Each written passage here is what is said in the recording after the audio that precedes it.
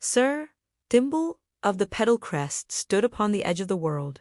His world, before him stretched the great dry and endless ochre expanse of dead soil and cracked riverbeds. Behind him, cradled in the heart of a colossal, fossilized lily pad, glimmered the Last Dewdrop Oasis. It was not a single drop, but a delicate, self-contained biosphere. A perfect sphere of water, no larger than a human tear, hovered magically above a tiny within it. Microscopic algae bloomed like forests, infinitesimal crustaceans darted like silver dragons, and the air around it hummed with the wings of threadnet fairies. It was a complete, shimmering universe, and it was dying. The sustaining mist from the mountains had ceased a generation ago.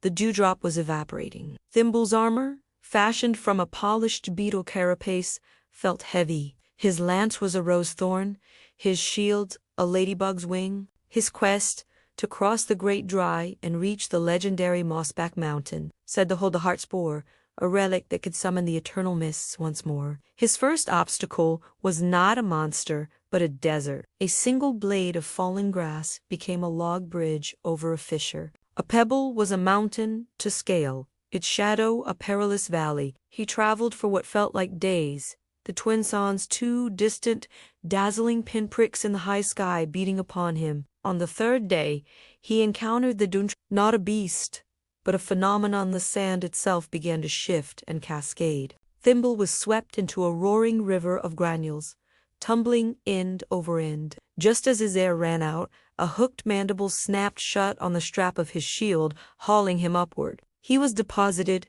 coughing, onto the hard shell of a Jerusalem cricket, a creature as large to him as a galley ship.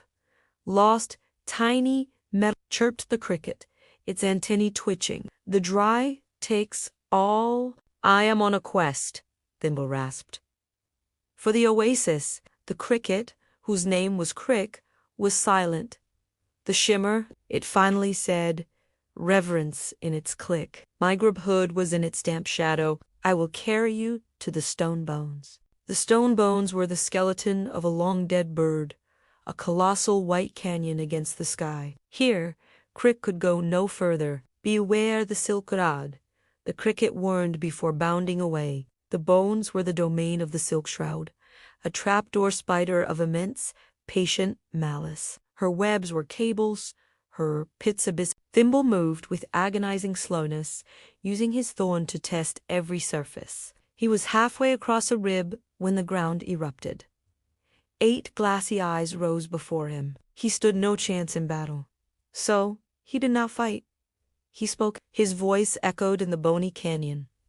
Great shroud, I do not wish to trespass. I am Thimble, Knight of the Dewdrop, the last source of true moisture. I go to save it. If it dies, all moisture dies, and even your cunning wells will turn to dust. The spider paused, a hairy leg suspended over him. A drop of venom the size of his head gleamed at her fang's tip. Then, with a sound like rustling parchment, she lowered her leg and pointed. She guided him, weaving a silk bridge across her own territory to the far edge of the bones. An alliance born not of friendship, but of shared survival. Beyond lay the moss. It wasn't stone, but the colossal, moss-furred shell of a slumbering, continent-sized snail. The hot spore, according to legend, grew at the peak of its spiral. The climb was a journey through a dripping, verdant jungle. Bioluminescent fungi lit his way. Friendly earthworms offered tunnels. At the summit, he found it. The hot spore was a single, pulsating orchid, glowing with soft, internal light. As he reached for it, the very mountain trembled. The snail's head, with eyes like ancient, milky moons, rose slowly. A voice, slow as tectonic shift, filled his mind. Why stir the mountain? To save the dewdrop, Thimble cried, holding his ground. To bring back the mist, the small seeks to water the world. The balance was broken. I slept through it. The great snail considered for an epoch-long moment. Take the spore.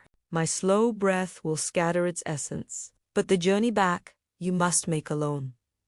The land remembers your courage. The heart spore came away in his hands, light as a dandelion seed and thrumming with power. As he descended, a deep, humid exhalation began to rise from Mossback, carrying the spore's essence into the atmosphere. The return was a race against time. The dewdrop was now just a trembling bead, its inhabitants listless. Thimble, exhausted, his armor scarred and dull, planted the spent heart spore at the oasis's rim.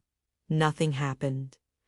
Then a cool wind stirred, not the searing wind of the dry, but a moist, gentle zephyr. From the direction of Mossback, a silver veil crept across the wastes. It was the mist. It settled over the great dry like a blessing, beating on Thimble's helmet, dripping onto the parched soil. And on the oasis, a miracle. The dewdrop, which had been shrinking, began to swell. It drew the mist to itself, growing fuller, brighter, its internal world bursting with renewed color. The thread-gnat fairies danced in joyous spirals. Sir Thimble did not slay a dragon. He did not topple a tyrant. He had negotiated with an insect, reasoned with a monster, and awakened a giant. His epic quest was measured in inches and spoken words, his might found in unyielding duty. That night, as the first microscopic dewdrops formed on the grass blades around the oasis, a promise of a recovering world, Thimble stood his watch. He was a tiny knight, and he had protected a universe. And in the newborn mist, that was enough.